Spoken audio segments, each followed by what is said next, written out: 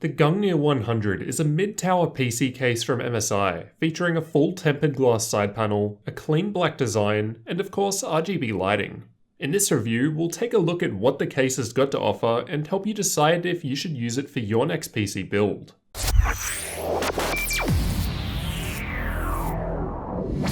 The case is all black with plastic top and front panels, one metal side panel while the other is tempered glass. The case is 51cm deep, 52.5cm high, and 22.7cm across, and weighs in at about 9.3 kilos. The 4mm tempered glass side panel comes off by first removing 4 thumb screws and then taking off the panel. Personally, I prefer hinge designs as they're easier to open and close. I personally thought the glass was a little too tinted. Even with all my internal lighting, it was a bit dark with it on. Inside, there's space for your standard ATX motherboard, micro or mini ATX, and even eATX support up to 27.2cm long. There's space for graphics cards up to 400mm in length, and clearance for a 170mm tall CPU cooler. Towards the bottom are 2 of the 2.5-inch drive bays. And there's also space down the front for a longer 420mm radiator. On the back of the case, we've got the power supply space down the bottom, 7 slots for PCIe expansion, and an included 120mm addressable RGB fan. More on this in a bit.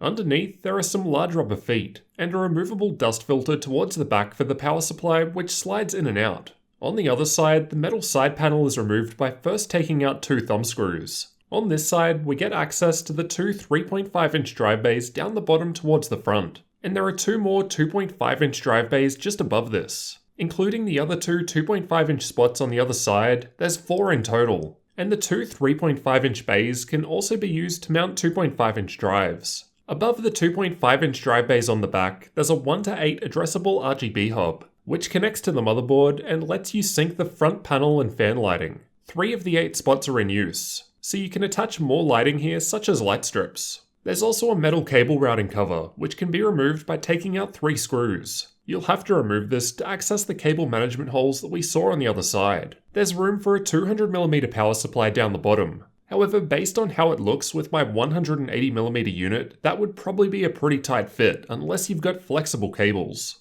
On the front of the case towards the top, there are some lighting effects, and also down the bottom, giving us this sort of underglow effect. The front panel comes off by pulling it from the bottom, giving us access to 3 included 120mm fans. Although these aren't RGB like the one at the back of the case. There didn't seem to be a fan hub included, and I didn't have one, so I had to use 4 of my motherboard's system fan headers for all 4 case fans. There also didn't appear to be any dust filtering on the top or front, and the only air intakes appear to come from the sides. The front I/O is found on the top, and from left to right there's the power button, hard drive LED, USB 3 Type A port, 3.5mm microphone and headphone jacks, second USB 3 Type A port, and a button for cycling through lighting effects. This controls the lighting for the top and bottom front panel, as well as the single fan on the back of the case. There are 7 different built-in effects using this button, all with different color options. It took me a while to cycle through them all. You can also hold the button down for 3 seconds, which will allow it to be synced with the motherboard,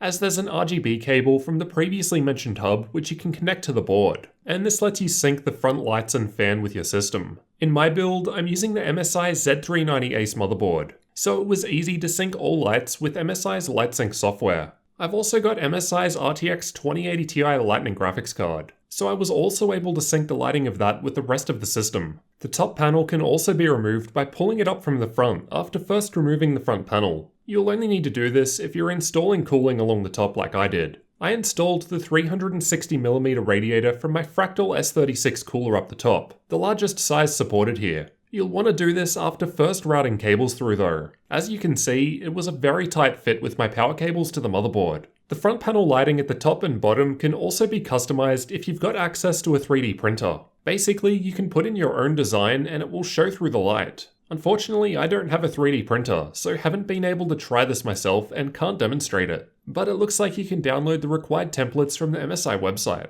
For up-to-date pricing on the Gungnir 100 case, check the links in the description, as prices will change over time. At the time of recording, here in Australia, it's going for 159 Australian dollars. Or you can get the non-RGB version if flashy colours aren't your thing for 40 Australian dollars less. We seem to be one of the first regions to get the case. so I don't currently have US pricing. But I'll update the description once available, which I'm told will be in around 2 to 3 months from the time this video goes up. So what did you guys think about the Gungnir 100 case from MSI? Overall, I liked the simple and clean look. There's a good amount of space inside as there are no drive bay cages up the front. However, as mentioned, the 360mm radiator up the top was a tight squeeze. Definitely doable though. I found the cable holes around the motherboard area plentiful, making it very easy to work with and cleanly route cables. Generally, I think I'm pretty bad with cable management, but I think my build turned out pretty nicely here. But I guess you can always let me know otherwise. It was nice that you've got the option of synchronizing the case lighting with the rest of the system. Otherwise, there are also quite a few colors and effects built in that you can use without needing to connect the hub to an RGB capable motherboard.